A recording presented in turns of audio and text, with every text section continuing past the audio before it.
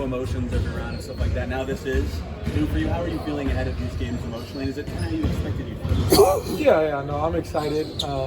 This is the reason that we do this, and everybody's dreamed of playing in the finals their whole life. So I'm really excited to be a part of this and a part of this with this organization and this group. And I couldn't sleep after game 6, but I think part of it was due to excitement and part of it was due to, now what are we preparing for? So I'm really excited to be a part of it, and it's gonna be a lot of fun. Curious, what's the first NBA Finals you remember watching as a kid? That's a great question. And I truthfully remember 2011. Heat Mavs. That's the first one I can say I really sat down and truthfully remember. And I hated Rick for that. The fact that I'm here with him is it's pretty full circle, so it's exciting. And they were prohibitive underdogs too. Yeah. No, it's definitely cool to see. And like I said, I definitely couldn't stand Rick and the Mavs in that time. So it's definitely full circle and really cool to be a part of with him. And I ask these guys questions about that 2011 run all the time, and I have since I've got here. Now be able to create runs of our own has been a lot of fun. When you talk to him about that, what do you hear that you've taken something from and learned something from? Like, what have they said to you that you've been able to use? Yeah, I think the biggest thing is I think they went into that situation similar to how we've went into a lot of our playoff runs of just being the underdog and knowing that a lot of people weren't picking them and just kind of going into it with I don't know a better way to put it, kind of with like an effort, like fuck it mentality. Sorry, I didn't want to cuss, but I had to right there. I didn't want to get it across. But just kind of going into it that way, and as long as the guys in our locker room and people in this building believe, then anything is possible. So we're really excited about the challenge. It's a really good team in front of us, and no quote unquote expert or analyst is going to pick us, and that's okay. We like it better that way, and it's going to be a lot of fun. Todd, when you first got here, you talked about obviously you wanted to, at the beginning of your career, want to stay in Sacramento. You're here now. A few years in, when did you know, okay, this feels like my team, my city type of thing? Like, was it from day one, or is that a cliche just because you had to say that because you got here on day one? Yeah, no, I mean, I knew that getting here, I knew I was going to have to establish myself for me to claim that this was my city or my team or anything. Right? I had to prove more of myself individually and have more success, which I feel like I've been able to do. And I think that all the teams here were kind of struggling a little bit, but now we're all on the rise, and that's cool to see with the Fever are doing. Hopefully the Colts can have they're planning on them having a good year this year as well. So I don't look at it that way by any means. I think that I'm a mainstay, here in Indy, and I'll be a mainstay in this organization for a very long time, and that's exciting for me. But just to be a part of the growth here as a sports city has been a lot of fun. And just want to continue to make more memories for Indy sports fans and just continue to leave my legacy here. So that's the biggest thing. But yeah, when I got here, I had the dream of that and being able to accomplish that. But it definitely takes time, and I think that comes with individual and team success. And I'm fortunate enough that I've been able to have some of that. But the plan is to have a lot more moving forward. So definitely still just keep my head down and keep working. Obviously, this group has become very adept at adjusting after losses. What do you see here in practice and film work and all that keeps one loss from turning into 2 or 3? Yeah, I think just a sense of urgency. I think we had such a poor start to the year that we kind of had to approach it like, let's just push it one game at a time. And every loss I think felt bigger because of what our record was at the time. And I still feel that way. Every loss feels so big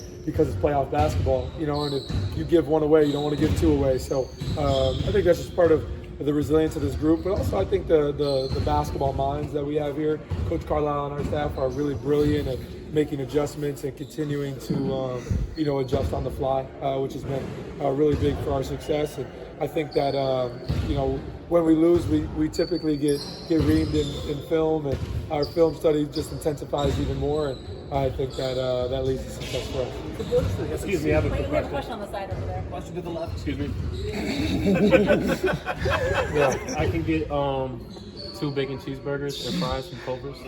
Text me your full order, please. You could have a seen under a whole lot this year. What would you tell fans, makes this compelling must-see team? Yeah, I think just 2 high-level basketball teams that play, an elite style of basketball, share the ball really well. A lot of different people can chip in. I think that's the exciting part about this. I don't want to say it's like a passing of the torch by any means, because the old heads are still here. They're still all playing very well. But definitely to see two young teams, two young organizations, fighting with a chance to win a championship, I think is a very big deal. So I think that's exciting for any basketball fan. It's a lot of fun. When you think back to doing it on the home floor, that celebration, what did that mean to you? Yeah, man, it was definitely a lot sweeter, doing it at home. Very validating for me. Obviously, like I said, over the years, just all the time I put in just to my craft and just to the city, the organization, and got a chance to do something special. So don't take it for granted. Myles, this looks like something that's on the rise still, and yet it took 25 years for the Pacers to get back to the finals.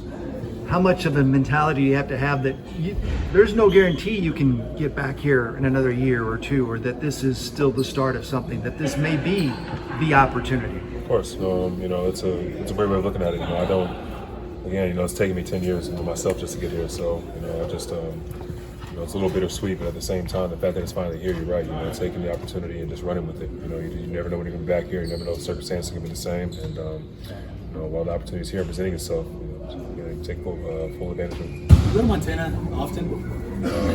I usually go to more Wyoming. I go to Wyoming. I go to Wyoming every summer. Like it's Jacksonville area, Teton Village, and whatnot. But we drove up to Idaho, Montana last summer. When you thought then about this, is the emotions you have right now about what you expected, how you hoped it would feel to be on this stage? I wasn't sure how to feel, honestly. Because you thought about. You spend so much time thinking about getting there, but it's like you're here now. So it's like you never really spend a lot of time thinking about, okay, when I'm here, I'm gonna do this, I'm gonna do that, I'm gonna do that. It's like let's just get there. So now that milestone has been achieved, it's about doing something with the opportunity. Like we talked about earlier. Myles, as a kid, what was the first NBA Finals you remember watching and paying attention to? Yeah, no BS. The first one I watched was Rick's run, 2011. Same Tyrese. Yeah, I'm a Dallas kid, man, and I really, they had got to the finals. I think Avery Johnson was the coach. Yeah, but I didn't really, I was kind of just young. I didn't really just like watch it for what it was. But I was a teenager when I was going on with the finals and whatnot with Dallas. So I watched that one in depth.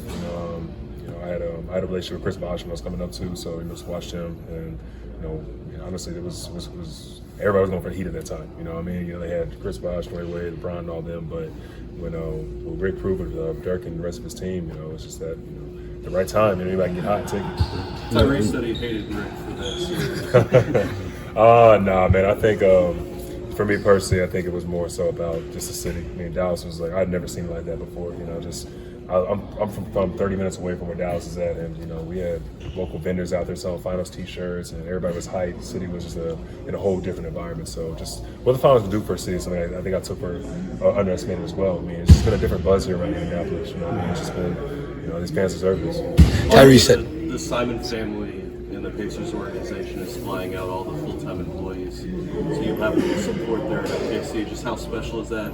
How cool is that you guys will have that support up there? Yeah, it's I expect nothing less from the Simon family. They're a very accommodating group, especially because of their players and the organization. It's something they take a lot of pride in. So it's going to be amazing just to have my peoples up there and just the rest of us to have the support. It's going into a hostile environment, so just take as much support as you can. Myles, you mentioned several times over the last 3 years about how a lot of these guys on this roster, almost everybody's been doubted in some way, shape, or form, and that kind of creates an underdog mentality here. How much do you think that still drives you guys, or kind of forms the kind of the soul of this team, I guess? Yeah, and we thrive off it. I think since last year, every playoff series, we've been the quote-unquote underdog. People aren't expecting us to win where we're at right now, and until we prove it, people are going to think how they think. So I think that it definitely thrives us, thrown through that adversity and whatnot, and just I personally wouldn't want it any other way.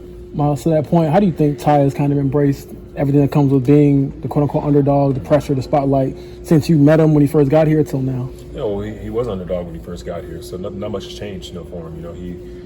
He got traded away, and people kind of wrote him off, so he kind of had to, make his own way back, into the fold. And again, I don't think much has changed for him. I think his mentality has just been sharp. I think it's exactly where he needs to be, and he's improved upon it, year after year since he's been here. So I think it's a lot that comes with being the superstars, being the man, and I think he's handling it really well. What do you think it does for a team to have somebody be candid about all that it is? 'Cause he's very open with us when most athletes probably aren't. Yeah. And how can that be maybe a strength when you like this guy is actually gonna be honest about how he feels, what's going on, and obviously I expect him to be more honest with you all than us. But what has that been like for you as the teammate? He's got a big persona, man, and again, people don't like that because of how confident he is. You know, it's one thing to talk, it's another thing to talk and actually show it.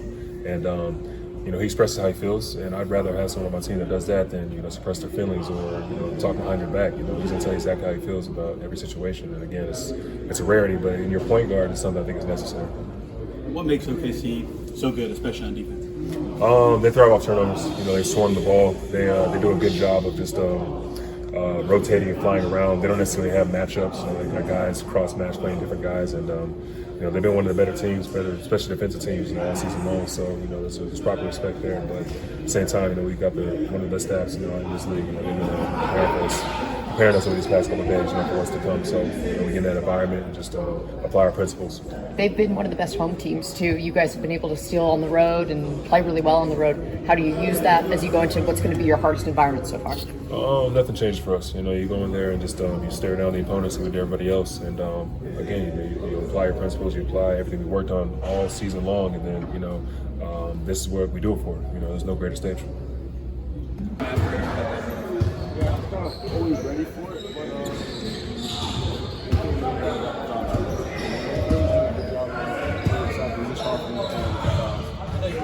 Learned a lot about defending him from last year. What was different for you this time? Or were you in any way more motivated about defending? You didn't have that assignment for most of this is about competing every possession, trying to make it tough, and seeing where it ends up at the end of the game.